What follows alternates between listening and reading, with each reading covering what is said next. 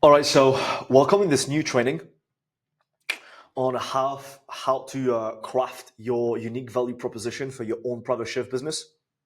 This is the first training of the entire private chef incubator program inside of Elite Chef Academy, and the goal of this training is extremely important. It's to give you as much clarity as you need to understand why you do what you do and who you actually work with. Okay, by really understanding deeply why you do what you're doing, this is going to give you more clarity on who you want to serve and why you want to serve those people. Okay, so we're going to go through your training. There is 5 different part of conclusion and a little bit of homework that will be given to you at the end of this training, so you can complete this homework, send it to me back, and then I can give you some feedback on this. Okay, so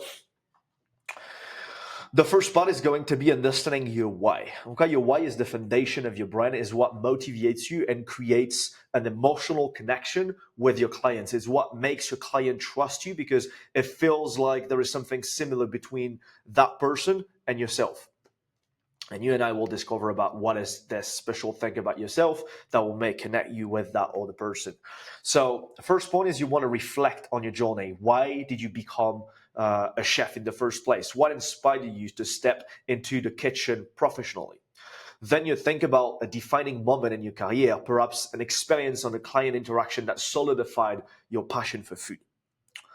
Then you got to answer these questions. Why do you want to work as a private chef specifically?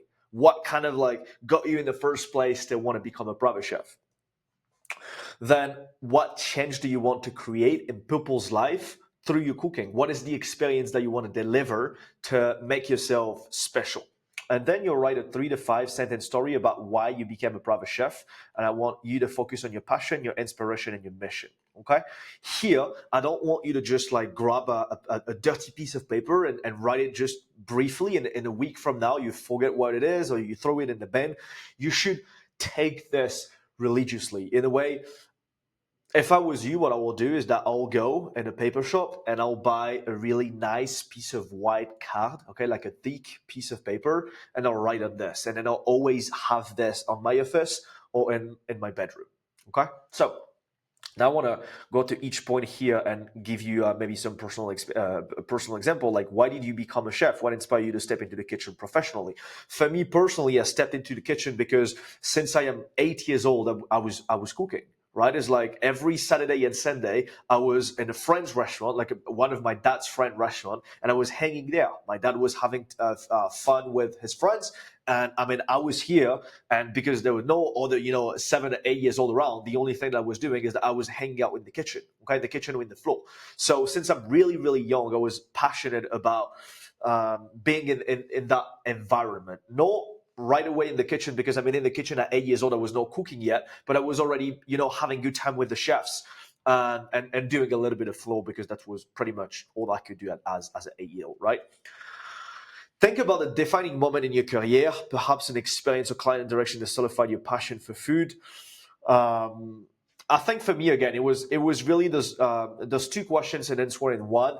Then I mean, when I was 14 or 15, I just knew that I was not meant to go academic. Okay, I just knew that I wouldn't go to college. And being a chef was kind of like the nearest option for me, right? I wouldn't stay without a job, and that's what I did, right? I had this in the back pocket, and I just got into a place right away. It was a pastry. I started by being a pastry chef in the beginning.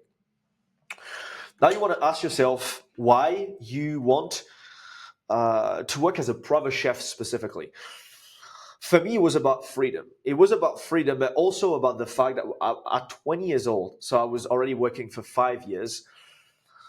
I already knew that I wanted to have my own business. Since I ever started, like my first day at 15 years old, I knew that I wanted to have my own business. And that wasn't something that I would want to have at like 40 years old. Okay.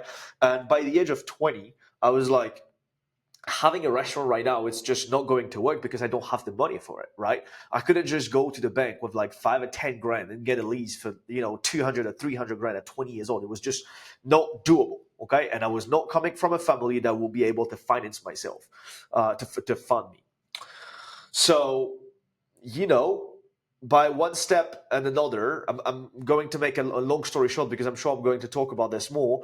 But I got into private chefing because I was at this time I went to Switzerland with a lot of rich people, and I understood that just with a car and a couple of few nights in chef jacket, like I could just get started right away, pretty much. Okay, so it was a really low barrier to get into that world. Okay, aside from the skills that you need and be able to build network and find clients and all of that, I was like, fair enough. It's just quote unquote, it's just work, and that's the only thing I have right now. It's time. I don't have money. I have time. So well, I'll just get work. So we're pretty much good for this part number one. Part number two, you want to identify your unique strengths. Think about this on like what makes you different and what makes you better than the competition. Okay. Number one, you're going to highlight your skills, cuisine expertise, technical skills, and soft skills. Okay.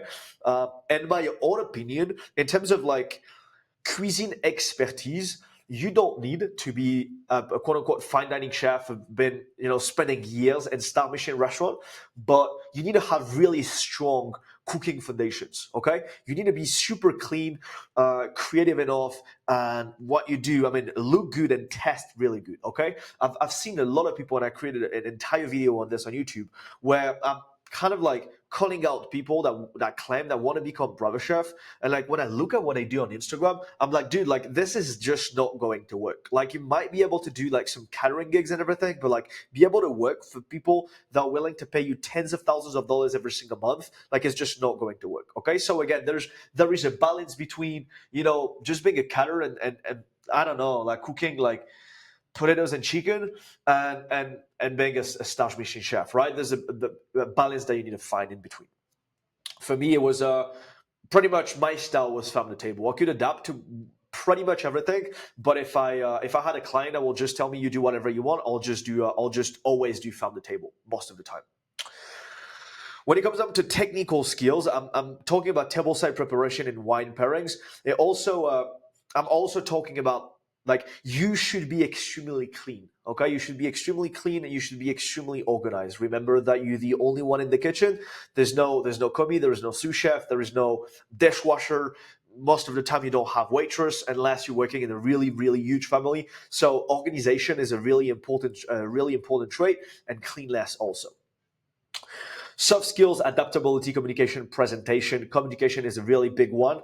You don't need to be the smarter in the room, but if we put you in a room where you kind of like definitely not the smarter, you should be there and be able to communicate properly, right? If you like a hoodie type of person, like gang type of guy, like it's just not a guy or girl, by the way, it's just not going to work. Okay, like you really need to clearly and softly communicate.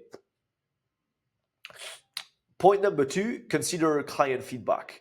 What have past clients or colleagues praised for you? I remember in really early in my career, because I didn't have private chef case studies, what I did is I literally asked my friends and my mentor, my head chefs, to record themselves and talking good about me. Okay, so yes, I didn't have I didn't have yet private chef experiences, but I knew that I had people that trusted my work and my ethic, that I could actually ask for videos that I'll use in case of a client will ask for it. Okay, so you should do the same thing. Is there something you consistently hear about your food or service? I'm sure you do. And if there is something that comes back consistently, ask those people to actually record themselves and talk about this. So, exercise. I want you to list the five of your top strengths as a chef. These should be skills or traits that truly make you stand out and make you different. You don't need to work to write this in a really nice piece of paper. Just get a book, a clear book where you're always taking notes from those trainings. Okay. Now we go part number three, understanding client needs, your value proposition that should be addressed on what your ID clients care the most about. I gave you multiple examples, but there is much more than this, and you don't have to pick only one of these, okay? Something that is really important that I didn't do in the beginning is that in the beginning, I always wanted to work with everybody. The thing is, now that I'm understanding much better how to do business in that industry specifically,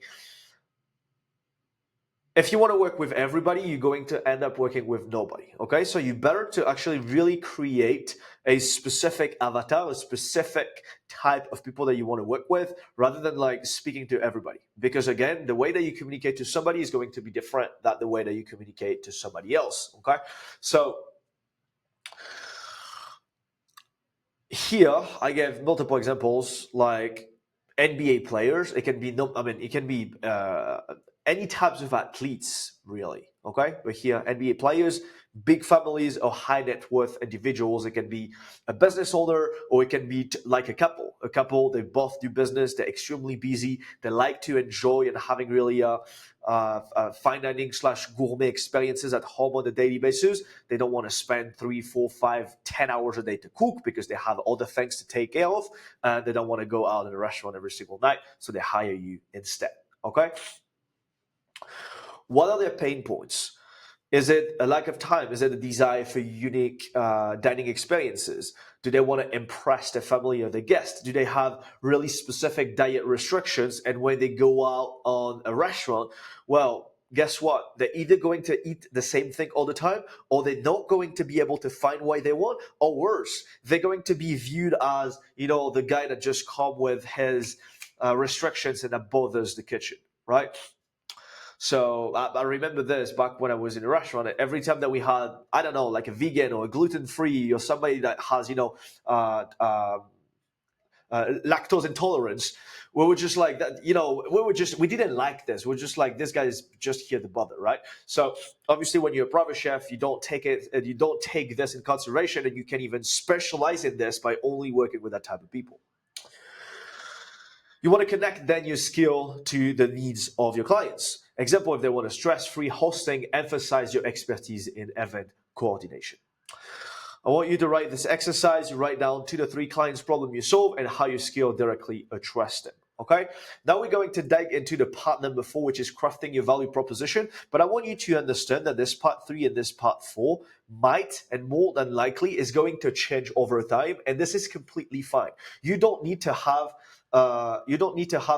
something completely set for the rest of your life. Okay, it's going to evolve as you evolve as a chef, as a person, as a business owner, and that's completely fine. So. But you definitely want and need to have something right in the beginning to just have a path to follow, and don't get lost with having too many ideas and not enough at the same time. So, crafting your value proposition. This is the heart of the training. Combine your why, your strengths, and the client needs into one compelling statement. There's 2 points here: the formula for your value proposition and a few examples that I gave about it. Just going to pause for a second. For this, I really want you to write the exact same thing, okay? I help X by Y so they can Z, okay? And obviously you change X, Y, and Z. But other than this, it should always look like this. Don't make it more complicated. Don't take out anything. I help X by Y to do Z, okay? I help busy entrepreneurs by taking care of gourmet and fine dining dinners on a weekly basis so they can enjoy high-end experiences with their wives without having to do it themselves. Okay, I just created an example right now. I give 2 more here. You can look at it. But technically, again, by going through that exercise, this will give you the answers that you're looking for right here. Okay? Write 2 or 3 versions of this and refine them as the time goes on. Part number 5, testing and refining your value proposition. Once you have your statement tested out to ensure it resonates. When you share it with trusted people, obviously share it with me, share it with other chefs that you might have around you. And people, friends and family, I'll definitely share this only with people that have a proper understanding of what you're doing. Literally, this happened to me yesterday. I was talking about something to my mom about like an ads that I'm running for this coaching business right now, and she gave me a terrible advice. She gave me a terrible advice because she has literally no idea about what I'm doing, and she got kind of like emotional about the question I was asking her, so even worse, right? And because she's my mom, I still I listen to her, right? And I almost got like, wow, she's right. And then 2 hours later, my mentor answered me, and he literally told me the opposite. He was like, dude, like what you did was great. So you definitely don't ask your family if they have no idea with what you're doing. Okay. Check for specificity, avoid vague language. This is extremely important when you communicate, especially with your value proposition. You want to be clear, straight to the point, with words that express exactly what you meant. Okay? Refine based on feedback, make small adjustments to your statements until it feels powerful and authentic. Obviously, you need to repeat this multiple times. This is not your offer yet. This is just your value proposition, which is what you do, how you do it, and who you help. And then we'll go much deeper in details into like, once you're actually in touch with somebody that you're about to pitch them, what are you going to pitch them? Sounds good? Cool. Conclusion of this training: by completely this, you now have a unique value proposition that will set you apart in this private chef market. This proposition is not just a statement, but a core part of your brand. You need to know this by heart all the time, every single time. Use it in your social media bios, on your website, and during consultations to connect with clients on a deeper level. A little bit of homework that I want you to complete and give back to me so I can give you feedback, and then we can move forward. First, your why story, okay, on this really nice, thick white card. A short paragraph explaining your motivation and passion as a private chef. 2, your top strengths. Doesn't need to be on that white card. A list of 3 to 5 specific skills or traits that differentiate you from the competition. 3, your value proposition. I help X to do Y, so they can get Z. Point number 4, I want to give you feedback once you actually gave me 1.2 and 3, so you can adjust and completely finish this, and then we can move to the next step. This is the end of this video. Let me know, get in touch with me, send me a message to ask me if there's any question, any doubts, any concerns, so we can actually move forward. See you.